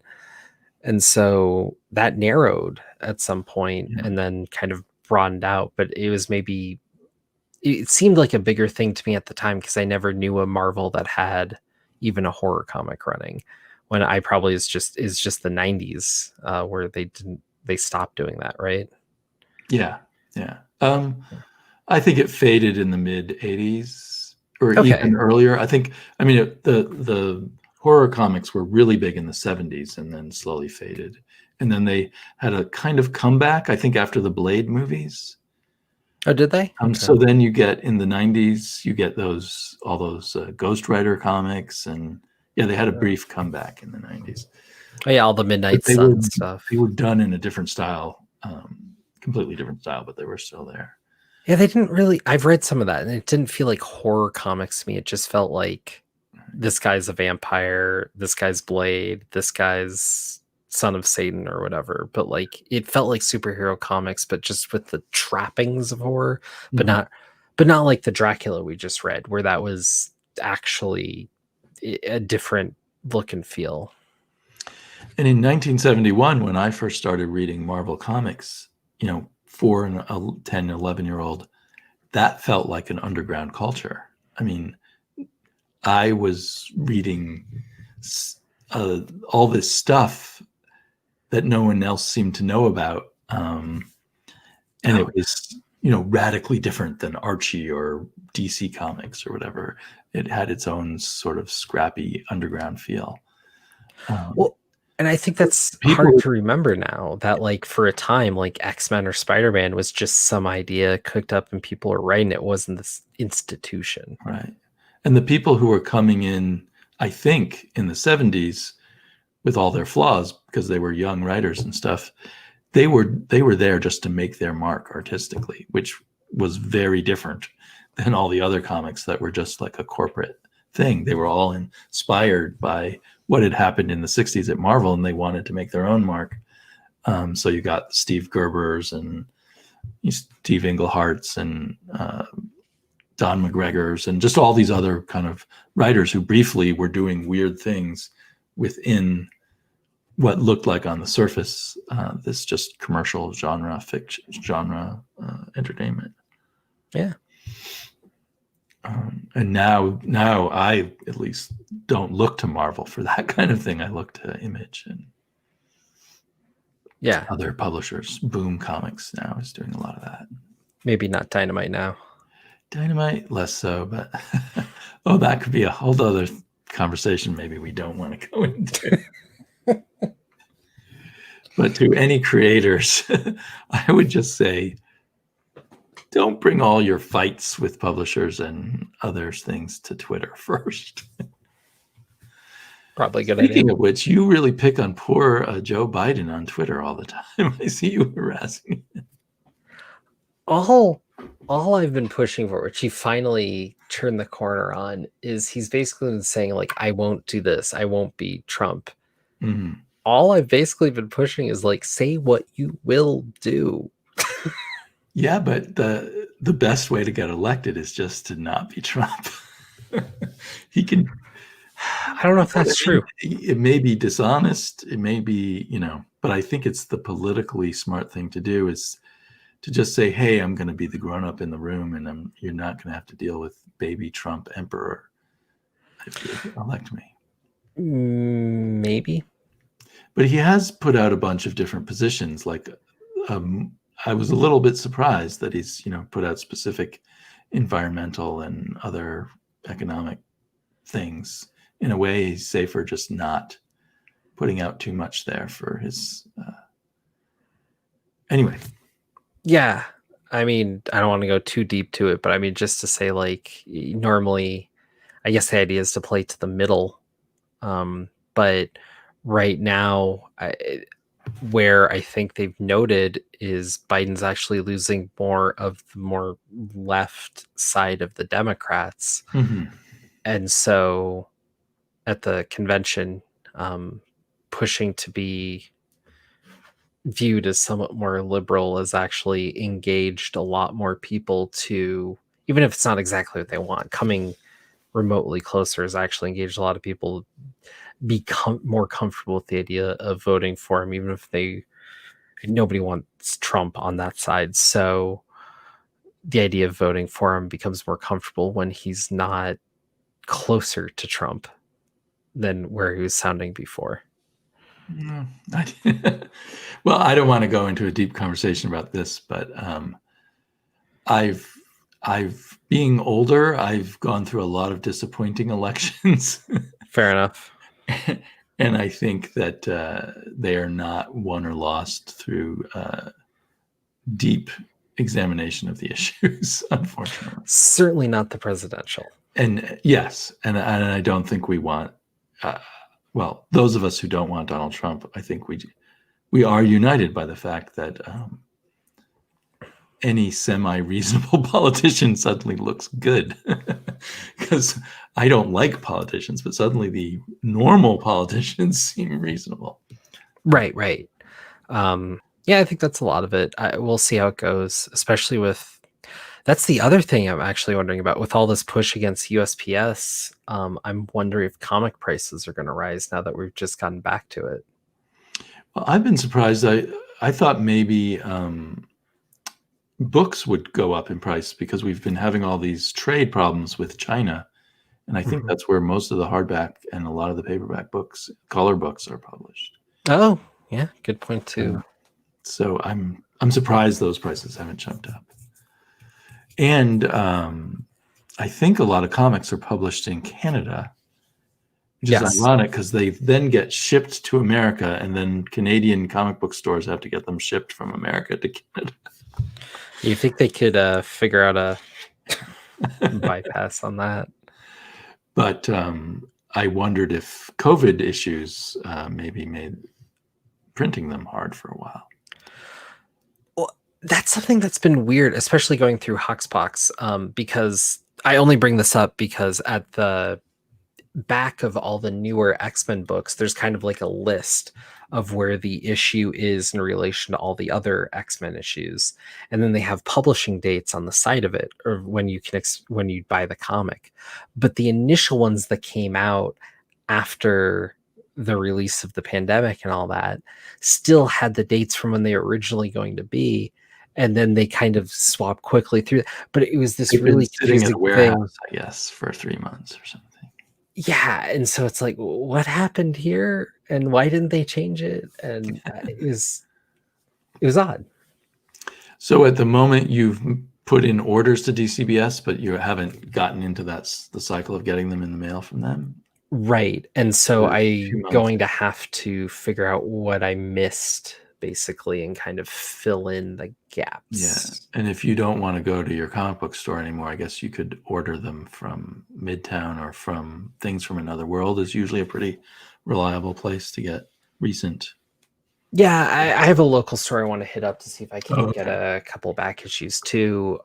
Also, I mean, after this initial brush, you know, if I miss something or if there's some comic I want to go grab some, I could go back to my shop, my old shop. I don't want to hold anything against them. I don't think they're going to hold. So it's not that uncomfortable to go there. I wasn't sure. Well, it was messy leaving, but at a certain point, you know, as a customer there, I like them generally. I assume they'll still like me, though not the same. But the price difference was just too much to ignore once I realized it. At my previous shop, I mean, my current shop I've been at for like 4 years now, but my shop before that, I still peek in the window before I go in to see if this one clerk is there. And if he is, I just don't go in. He's such a dipwad, whatever. Oh, wow. But anyway.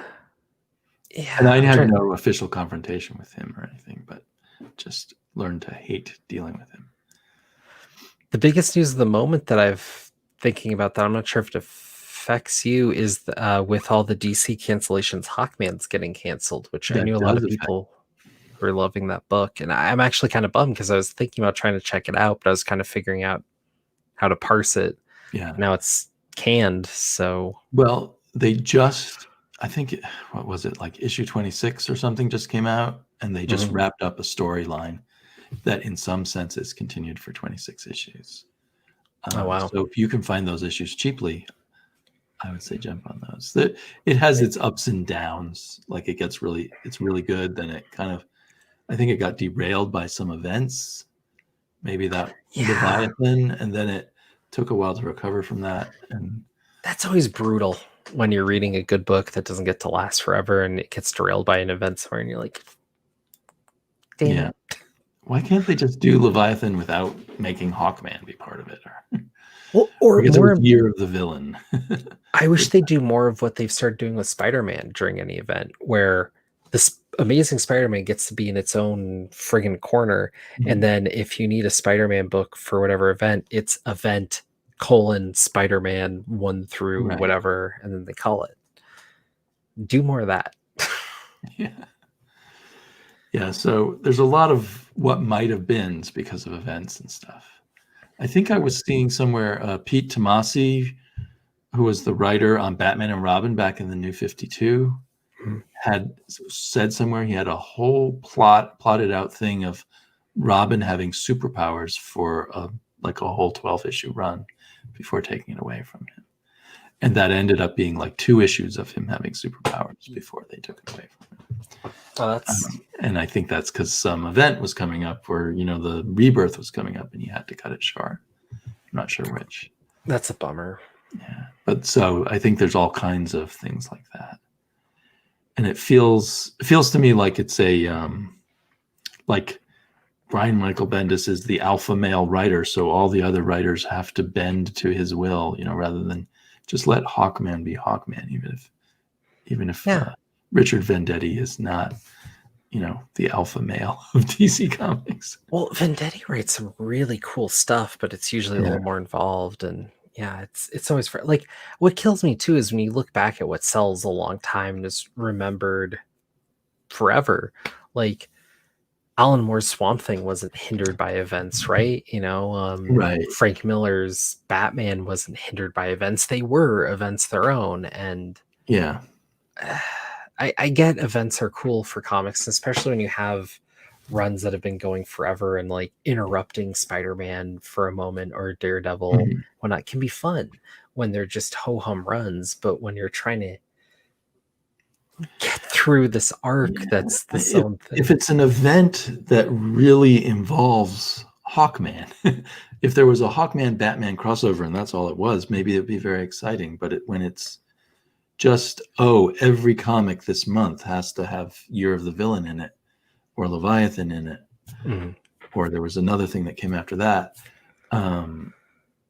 The writers who really have nothing to do with it are just thrown off all the time. Yeah. And I feel like Green Lantern's escaped that recently. So yeah, Green Lantern seems to be in its own world. I've just been accumulating issues lately and not reading them. Gotcha. But, on the DC thing, the thing that really worries me, I'm assuming most of our listeners know that DC laid off like 30% of their staff recently, and a lot of them were the higher paid, more senior editors. What worries me there is, from what I heard on a Publishers Weekly thing podcast, that the woman who oversees DC, Pam Lifford, was just told, you need to cut a certain amount of, month to save us money. And then she got to choose what she wanted to get rid of.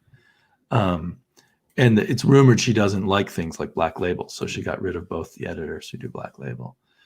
But another aspect of that worries me if they're doing cost cutting. One reason I think I like DC better than Marvel often these days is because DC actually pays creators more than Marvel. And so Marvel has a lot of these cheaper fill-in artists, from all around the world who don't, build up a reputation for themselves and demand much money.